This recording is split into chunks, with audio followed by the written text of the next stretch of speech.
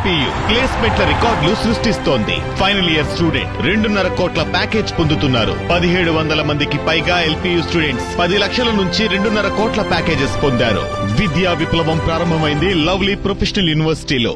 పూర్వపు బిహార్ను మరిపించేలా, తాలిబన్లను తలదన్నేలా ఏపీలో అరాచక పాలన నడుస్తుంది. దుర్యోధన దుశ్శాసన దుర్వినీతి రాజ్యాన్ని తలపిస్తోంది. అడ్డు అదుపు లేకుండా యథేచ్ఛగా సాగుతున్న అఘాయిత్యాల పర్వంలో మహిళలు, చిన్నారుల వేదన వట్టి అరణ్య రోధనలా మిగిలిపోతుంది. ఈ ధృతరాష్ట్ర పాలకులతో మాతృ హృదయాలు ఆవేదనతో తల్లడిల్లిపోతున్నాయి. అర్ధరాత్రి ఆడపిల్లలకు రక్షణ సంగతి దేవుడెరుగు. పట్టపగలే వారిపై దారుణంగా దాడులు, అఘాయిత్యాలు జరుగుతున్నాయి. నాడు మహిళలకు అండగా నిలిచిన దిశ పోలీస్ స్టేషన్లు నిర్వీర్యం చేశారు. ఏడాది కాలంలో మహిళలు, చిన్నారులపై జరిగిన దారుణాల లెక్క తీస్తే గుండెలు తరుక్కుపోతాయి. అసలు ఓ మహిళ హోంమంత్రిగా ఉన్న రాష్ట్రంలో ఏంటి దారుణాలు? దిశ పోలీస్ స్టేషన్లను ఎందుకు నిర్వీర్యం చేశారు? రాష్ట్రంలో మహిళలు గడప దాటే పరిస్థితి ఉందా? యత్ర నార్యస్తు పూజ్యంతే రమంతే తత్ర దేవత అంటే ఎక్కడ స్త్రీలు గౌరవింపబడతారో అక్కడ దేవతలు కొలువుంటారని అర్థం. అలాంటి స్త్రీమూర్తులకు ఏడాది కాలంగా రక్షణ అన్నదే లేకుండా పోయింది. ఒకప్పటి చెంబల్ లోయ, పూర్వపు బిహార్లను తలదన్నేలా రాష్ట్రంలో మహిళలు, చిన్నారులపై బరి తెగించి అత్యాచారాలు, హత్యాచారాలకు పాల్పడుతున్నారు. లోకం తెలియని పసి పిల్లల నుంచి వృద్ధుల వరకు ఎవరికీ భరోసా లేకుండా పోయింది.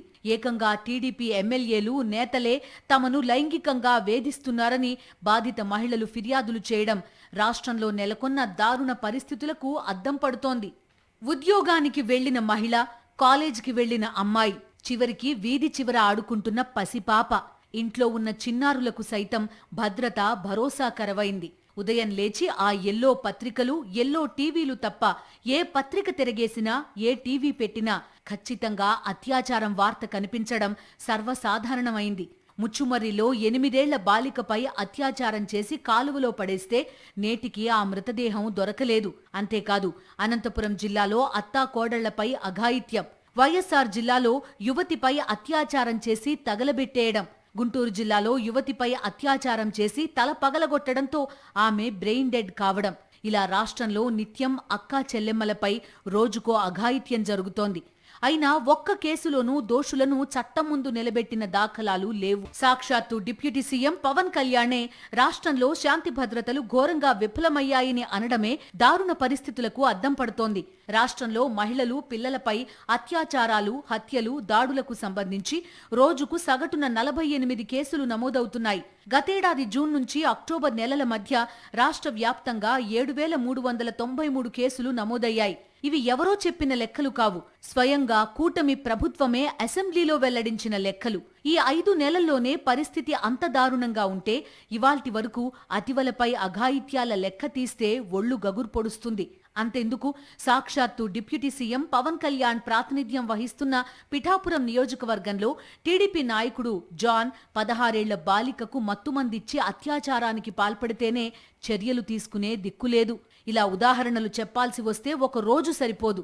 ఇంత జరుగుతుంటే మరి రాష్ట్రంలో శాంతి భద్రతలు ఉన్నాయా? పోలీస్ వ్యవస్థ పనిచేస్తోందా? సాక్షాత్తు ఓ మహిళ హోంమంత్రిగా ఉన్న రాష్ట్రానికి ఏంటి ఈ దౌర్భాగ్యం? ఇలాంటి ప్రశ్నలు సంధిస్తే, సోషల్ మీడియాలో పోస్టులు పెట్టి నిలదీస్తే అప్పుడు అన్ని వ్యవస్థలు మేల్కొంటాయి. ఇలా ప్రశ్నించిన వారిపై అక్రమ కేసులు పెట్టి జైళ్లలోకి నెడతాయి. ఇదే రెడ్ బుక్ రాజ్యాంగం ఘనత.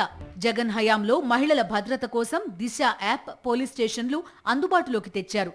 2020 ఫిబ్రవరి 8న రాజమండ్రిలో తొలి దిశ పోలీస్ స్టేషన్ ప్రారంభించారు.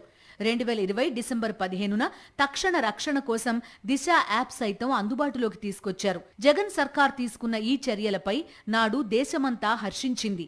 2024 ఏప్రిల్ నాటికి దిశ యాప్తో 31,607 మంది మహిళలకు తక్షణ భద్రత ఏర్పడింది. వైఎస్ఆర్సీపీ ప్రభుత్వంలో 18 దిశ పోలీస్ స్టేషన్లు ఏర్పాటు చేశారు. ప్రత్యేకంగా 13 పోక్సో కోర్టులు, 12 మహిళా కోర్టులు ఏర్పాటు చేశారు. పోక్సో కేసుల విచారణ కోసం 19 మంది ప్రత్యేక పబ్లిక్ ప్రాసిక్యూటర్లను నియమించారు. పెట్రోలింగ్ కోసం 900 ద్విచక్ర వాహనాలు, 163 బొలెరో వాహనాలు కొనుగోలు చేశారు. మహిళలపై నేరాల్లో 2024 ఏప్రిల్ నాటికి 3 కేసుల్లో మరణశిక్ష, 86 కేసుల్లో దోషులకు కఠిన శిక్షలు పడేలా చేశారు. దిశ వ్యవస్థకు జాతీయ స్థాయిలో 19 అవార్డులు వచ్చాయి. అలాంటి వ్యవస్థను ఏ ప్రభుత్వమైనా కొనసాగించాలి. మహిళా భద్రతపై శ్రద్ధ, చిత్తశుద్ధి అనేవి ఉంటే ఆ వ్యవస్థను మరింతలా బలోపేతం చేయాలి. కానీ కూటమి ప్రభుత్వం ఏం చేసింది? జగన్ మార్క్ కనబడకూడదనే ఉద్దేశంతో అన్ని వ్యవస్థలతో పాటే దిశ వ్యవస్థను సైతం నీరుగార్చింది. దిశ పోలీస్ స్టేషన్ల పేరు మారుస్తూ జీవోలిచ్చింది. అంతేకాదు ఆ యాప్ ని తీసిపారేసింది.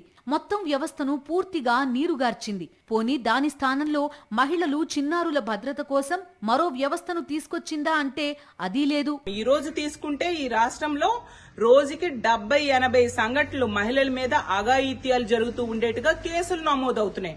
అంటే గంటకి 3-4 సంఘటనలు, ఎలాంటి సంఘటనలు జరుగుతూ ఉండే పరిస్థితి మనం చూస్తూ ఉన్నాం. అంటే మహిళల రక్షణ ఎంత గాలిలో దీపంలా ఉంది అనేది మనం అర్థం చేసుకోవచ్చు. ఈ రోజు తీసుకుంటే ఈ కూటమి ప్రభుత్వం అధికారంలోకి వచ్చాక హోంమంత్రి గారు చెప్పారు, కూటమి అధికారంలోకి వచ్చింది, ఈ రాష్ట్రంలో ఉన్న ఆడబిడ్డలందరూ ప్రశాంతంగా నిద్రపోవచ్చు అని. అమ్మ హోంమంత్రి గారు, మిమ్మల్ని అడుగుతూ ఉన్నాను, ఎక్కడ ఆడబిడ్డలు ఈ కూటమి ప్రభుత్వం అధికారంలోకి వచ్చాక ప్రశాంతంగా నిద్రపోతూ ఉన్నారు? ఆడబిడ్డలు ఇంట్లో ఉన్నా రక్షణ లేదు, స్కూల్కి వెళ్ళినా రక్షణ లేదు, కాలేజ్కి వెళ్ళినా రక్షణ లేదు, పని ప్రదేశానికి వెళ్ళినా కూడా అక్కడ కూడా రక్షణ లేని పరిస్థితి నెలకొని ఉంది. ఆ రోజు జగన్మోహన్ రెడ్డి గారు ప్రవేశపెట్టిన దిశ వ్యవస్థని ఈ రోజు ఈ ప్రభుత్వం, కూటమి ప్రభుత్వం అధికారంలోకి వచ్చాక నాశనం చేసిన పరిస్థితి. చిన్నారులపై లైంగిక దాడికి పాల్పడితే స్పీడ్ ట్రయల్ ద్వారా కొద్ది నెలల వ్యవధిలోనే దోషులకు కఠిన శిక్ష పడే విధంగా, కొన్ని కేసుల్లో అయితే ఏకంగా యావజ్జీవ శిక్షతో సహా 25 ఏళ్ల వరకు శిక్షలు పడిన ఘటనలు దిశ పోలీస్ స్టేషన్లు ఉన్న సమయంలో జరిగాయి. దిశ పోలీస్ స్టేషన్ల పరిధిలో విచారణ త్వరితగతిన జరిగి నేరం నిరూపితమై కఠిన శిక్షలు పడుతుంటే నేరస్తులకు భయం ఉండేది. కానీ చంద్రబాబు సర్కార్ అధికారంలోకి వచ్చిన తర్వాత నేరస్తుల్లో ఆ భయం పోయింది. పైపెచ్చు మా బాబుగారి ప్రభుత్వం ఉన్నంత వరకు మనల్ని ఎవరూ టచ్ చేయలేరు అన్న భరోసా నేరస్తులకు కలుగుతోంది. అందుకే మహిళల ఆర్తనాదాలు అరణ్య రోదనలా మిగిలిపోతున్నాయి.